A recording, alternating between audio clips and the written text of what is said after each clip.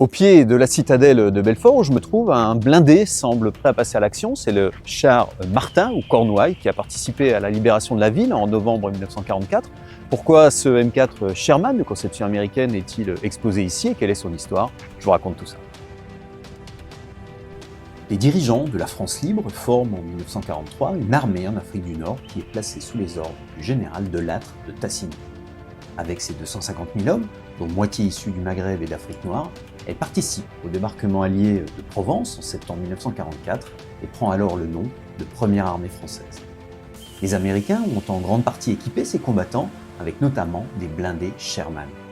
Ce char, dit moyen, même s'il pèse quand même 29 tonnes, est réputé pour sa fiabilité, a été construit à près de 50 000 exemplaires pendant la guerre. 656 de ces blindés ont été confiés aux Français, et celui qui nous intéresse est le char numéro 51, surnommé Cornouailles, qui figure dans le 6e régiment de chasseurs d'Afrique. Pourquoi Cornouailles?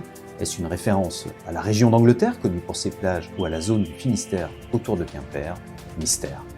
Ce char est dirigé par le lieutenant Jacques-Marie-Louis Charles Martin.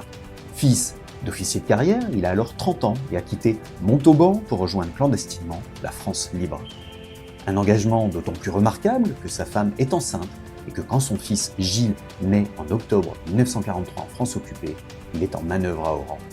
Grand, puissant et courageux, Jacques Martin est admiré de ses hommes qui le surnomment le Gaulois, le Malabar ou le Grand Jacques. Après avoir débarqué à Saint-Tropez le 23 septembre 1944, le char numéro 51 remonte la France et effectue son baptême du feu en Haute-Saône vers Gré. Le Cornouailles est ensuite activement impliqué dans la libération de Belfort le 20 novembre. Le lendemain, alors que les Allemands sont encore retranchés sur les hauteurs de la ville, le lieutenant Martin est légèrement blessé à une épaule. La balle qui doit me tuer n'est pas encore fondue, lance-t-il, alors que dans la foulée, son équipage est chargé de soutenir les tirailleurs marocains qui vont attaquer le fort de la Miotte. Le char du lieutenant Martin, qui fait partie de la première armée française arrivée d'Afrique, a participé à la libération de Belfort. Une libération qu'il faut parachever en prenant notamment le fort de la Miotte, qui est derrière moi et qui est alors tenu par les Allemands. L'équipage du Cornouailles, composé de 5 hommes, va participer à cette mission particulièrement délicate.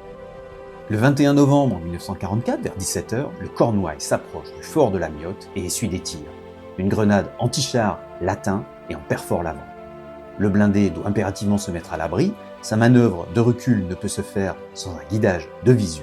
Jacques Martin sort courageusement son corps de la tourelle et est atteint mortellement à la tête. Le char a basculé dans un fossé et les 4 membres d'équipage encore vivants le quittent en rampant, protégés par un autre blindé.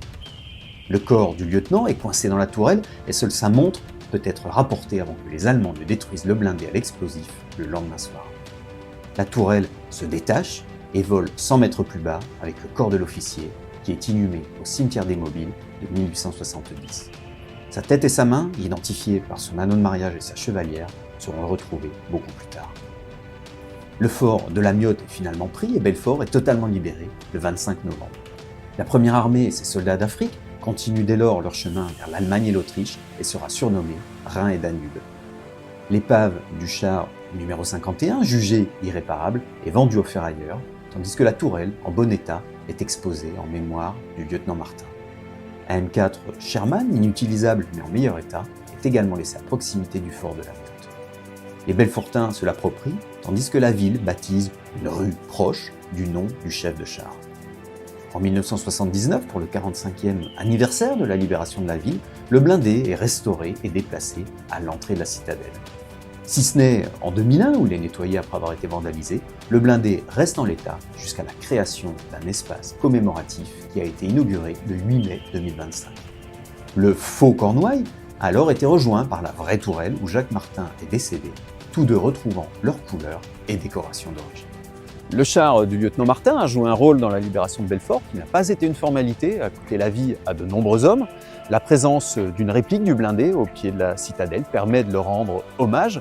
C'est l'un des témoignages de cette période, comme il en existe de nombreux autres dans le Nord-Franche-Comté, pour célébrer les combattants et leurs sacrifices, les victimes du conflit ou la liberté retrouvée. Mais ça, ce sont d'autres histoires que nous aurons explorées. Abonnez-vous pour découvrir d'autres lieux, personnes et événements du Nord-Franche-Comté.